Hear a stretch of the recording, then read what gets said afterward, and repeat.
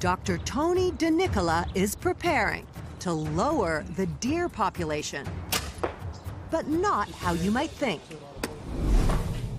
We're setting up a surgical suite for our project in Cincinnati, Ohio. Vicki and Tony are a husband and wife team Okay, Tony, I'm stacking empties here.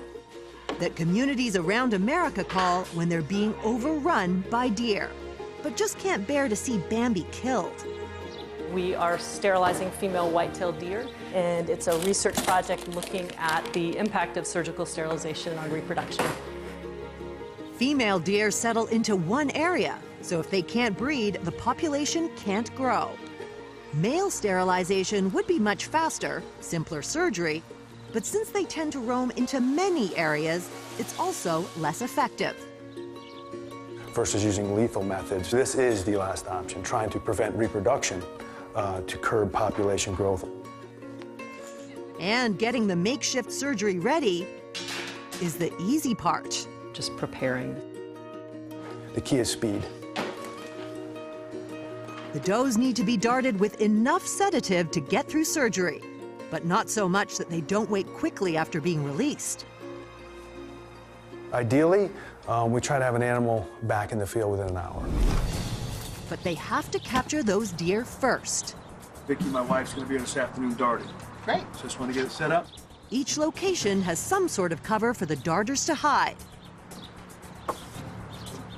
This will be Tony's spot tonight.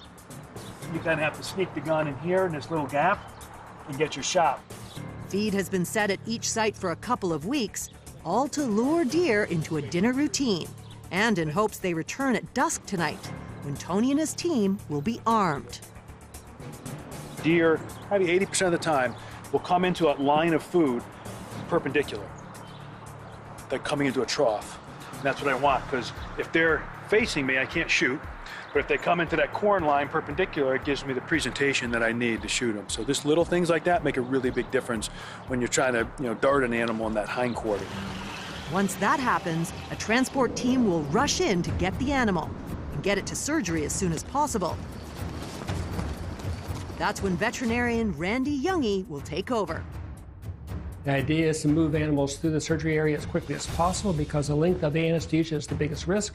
So the team will bring them in quickly, prep them quickly, do the surgery quickly, and send them back out, and then they'll wake them up in the field. With dusk falling, We need to roll. the teams head out. Off to dart a deer. As everyone sets up to shoot, Randy can only wait. We're waiting for the deer to arrive. It could be minutes or hours. But out here, every second must be silent. Especially right now.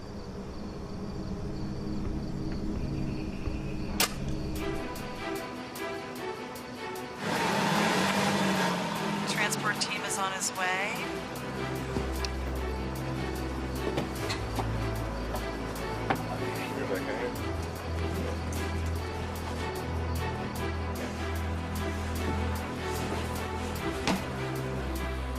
Wound gets scrubbed and flushed. And we save the saphenous for the reversal. The sedative reversal is given when she's back in the field. For now, time is ticking. These deer are mostly in really good condition. From prep table to surgical table, speed and accuracy are crucial. Respiration is 36. SpO2 is 96. So we're removing the ovaries, similar to a spay of a dog, except we don't have to take out the uterus, just the ovaries. That little tiny thing is the ovary. Those little dark spots is a potential future fawn. To remove them. But as he cauterizes it, another deer is on the way. And with this one bleeding, he can't yet close. Number 44 is inbound. Sherry, this one's 10 minutes from done. The right side was bleeding, so I had to ligate that one too.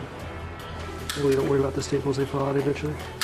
As the prep table's set for the next one, Randy hasn't missed a beat. She'll still be able to wear a bikini, and that's important. We're here for that. Okay, let's get her going.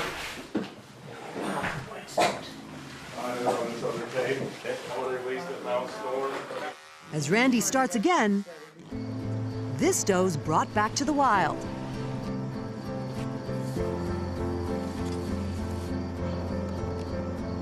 But she struggles to wake. So Randy runs out to help get her circulation going.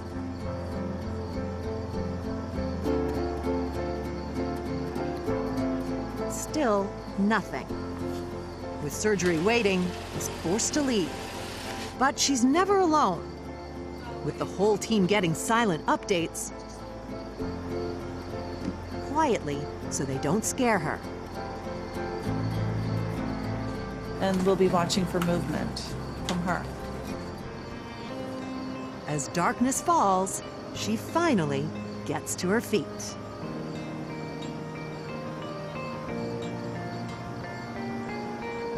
Very rewarding, yeah.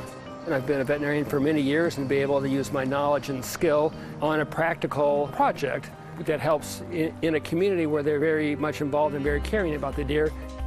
Very rewarding.